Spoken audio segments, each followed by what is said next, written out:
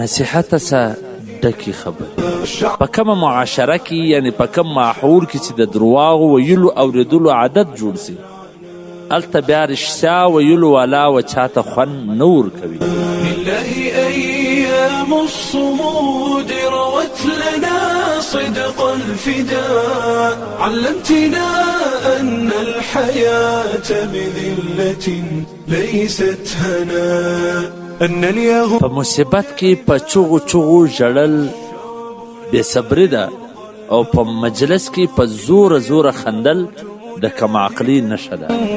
ويعاد له البناء يا قدس يكفيك الشهادة والعروبة والإباء سطرت للتاريخ مجادا لا يطاق. د خاون یعنی د میړه لس خطرناک غلطیان.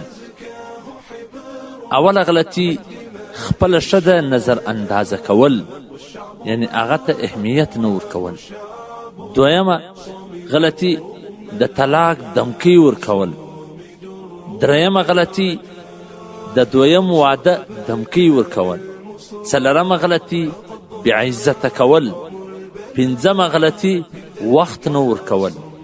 شپږمه غلطي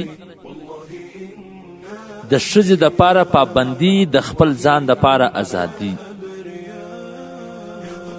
اوومه غلطي په هره خبره کې نکته چیني کولو عادت جوړول.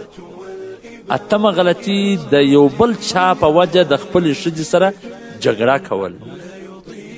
نهمه غلطي بېځایه الزام لګول. لسمه غلطي د ښځې د قریبانو سره بې پروایي کول، بې توجهي کول، هغو سره تعلق نه ساتل.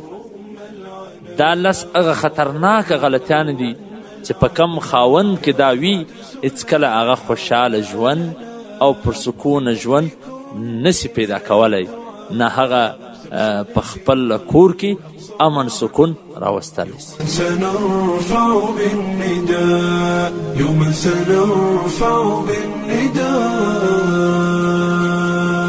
يا قدس يكفيك الشهادة والعروبة والإباء. هغه سړي کې هېڅ ښهوالی، هېڅ خوبي، هېڅ بلایي نشته چې هغه خو دنیا ډېره جمع کړي لیکن د هغه په ذریعه سره نه هغه خپل دین وساتي، نه د خپل جسم حفاظت وکړي، نه صله رحمي وکړي.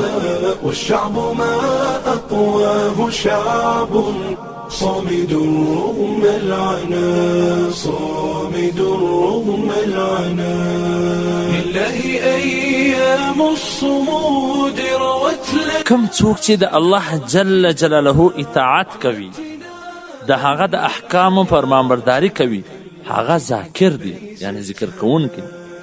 او څوک چې نافرمانی کوي هغه ذاکر نه دی، اگر چې د هغه سره تسبیحات ډېر وي او د قرآن تلاوت په کثرت سره کوي.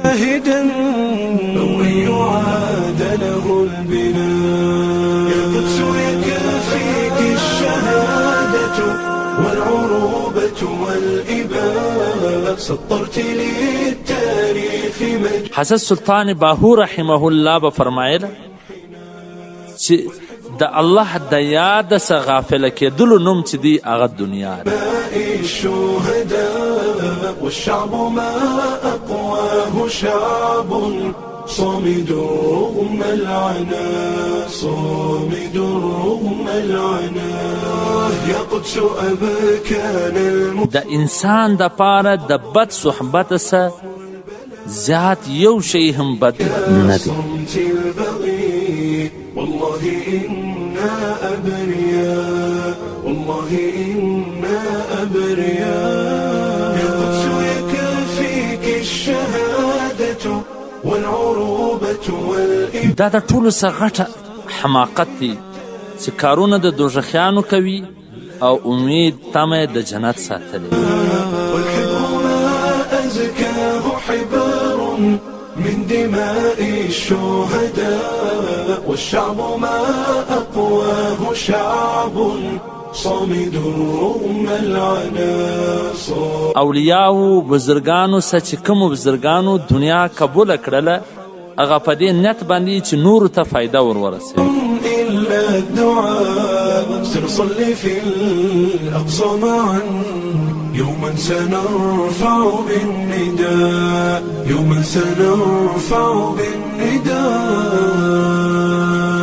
خلوص اخلاص دې ته وایي چې سړی په هر وخت هر حال کې و خالق ته ګوري مخلوق ته نه بس په هر وخت کې د خالق ته پام وي چې الله راضي دي او که نه دا کار د الله خوښ دی او که نه بیا مخلوق ته نه ګوري مخلوق که راضي وي او که خوشحاله وي د هغه پروا نه ساتي والسلام